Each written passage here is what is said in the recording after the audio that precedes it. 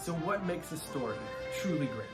Something that's more than just entertaining, but that is impactful, that connects with us in a real way. The difference in a great story is usually found in its theme. There is an underlying message, a connection with a truth about the universe, about life, about the human experience that resonates with us, that we can learn from. It's true about all the stories we love the most, because that's what we want to know about our stories. There's an enduring hope in every heart that there's more meaning than just the events and choices and circumstances at face value. And storytellers who have a real mastery of the art have a way of expressing those themes to us, even without our knowing it. And this truth is evident in the stories that we're all drawn to. So let's take a minute and explore how that's done, not only in film, but in our lives, by looking at the concepts of theme and motif in Star Wars. And, I should say this first. I am going to spoil it. So if you have somehow managed not to have seen the first 6 Star Wars movies, the classic trilogy and the prequel trilogy, that's what I'm talking about. And I'm going to say what happens. So there you go. Make your decision now. Now, if I ask you, what are the themes in Star Wars? You might say friendship or freedom from tyranny, and you wouldn't be wrong.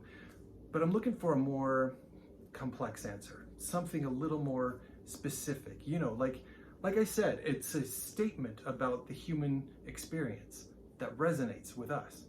And I believe there are several of these, but I'd like to focus on what I interpret as the themes of Luke Skywalker and Anakin Skywalker's characters. So how do you find the theme in a movie? One of the ways that clues you into it are the motifs that are used. What's a motif? Fancy little word for something that repeats over and over. In music, a motif is a short sequence of notes that comes and goes throughout a larger piece of work, giving it character and substance and familiarity. And in film, we can use images, actions, even words that come up time and again to clue us into what's going on underneath. You might already be thinking of some in the context of Star Wars. For instance, the action's about to start when somebody says, "I have a very bad feeling about this." So let's take a look at what I think is one of the biggest motifs throughout the Star Wars saga, at least the first 6 movies. Well, as you might expect from a space fantasy made for children, one of the most prominent motifs is dismemberment.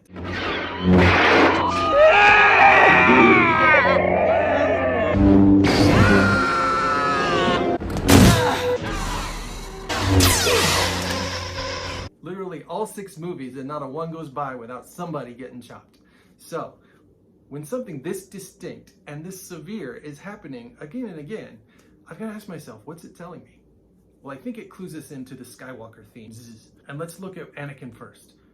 Now, the thing to know about a tragic or villain character is that their theme, if they have one, is often a warning or a moral lesson that the character themselves fails to follow. And in Anakin's case, the movie kind of gives it right to us.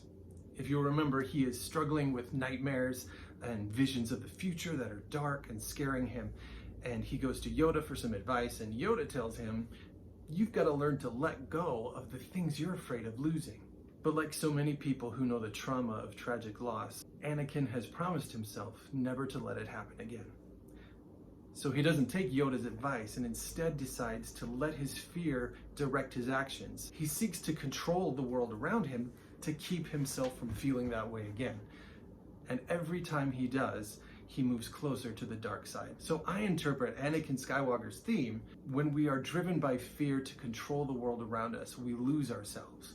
And the movie tells us this by literally showing Anakin lose pieces of himself every time he steps closer to the dark side, until finally...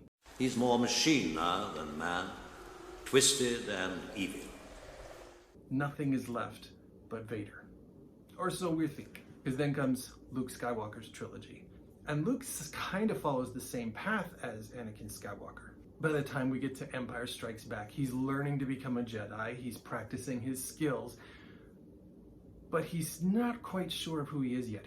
And you can kind of see the same fear at work inside him. When he gets the sense that his friends are in danger, he's tempted to leave his training before he's ready to go confront Vader and hopefully save them. As a kid, I didn't understand what Yoda was saying when he warned him that you'll destroy everything that they stand for, even if you do rescue them. He knows that Luke isn't ready. He doesn't really understand who he is and what his purpose should be. And he doesn't know the whole story, which is also kind of Yoda's fault, but whatever. But Luke chooses to go anyway. Like Anakin, he acts out of fear before he's ready. And like Anakin, he pays a price. But then we have Return of the Jedi. And from the beginning, we notice that some time has passed, some things have happened, and Luke looks more sure of himself. He's leveled up as a Jedi, and he's centered on a new purpose. He's come to grips with the fact that Anakin Skywalker, Darth Vader, is his dad. And now he's seeing his purpose as believing in the goodness of Anakin, believing that there's some part of it left that he can extract and save. And so Luke has discovered that his theme is that believing in the best parts of others brings out the goodness in them. And it doesn't just happen in the third movie. If you go back, he's actually been doing this from the beginning.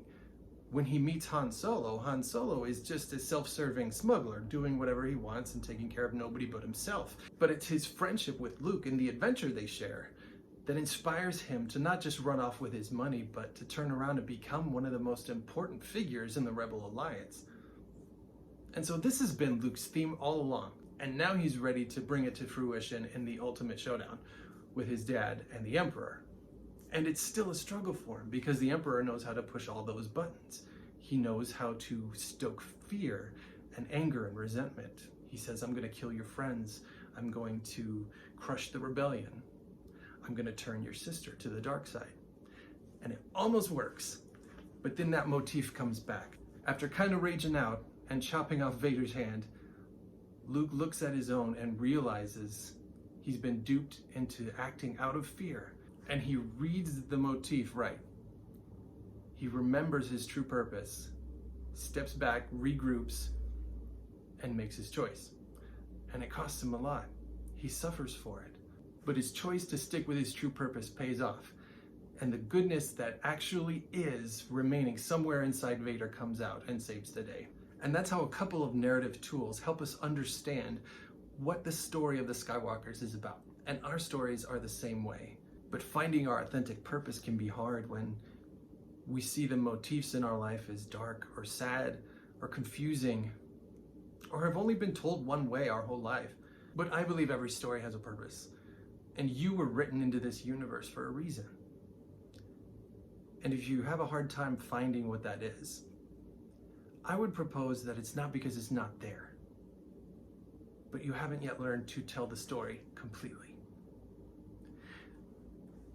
Thanks for joining me. I hope you enjoyed this video, and there will be more soon. Thanks.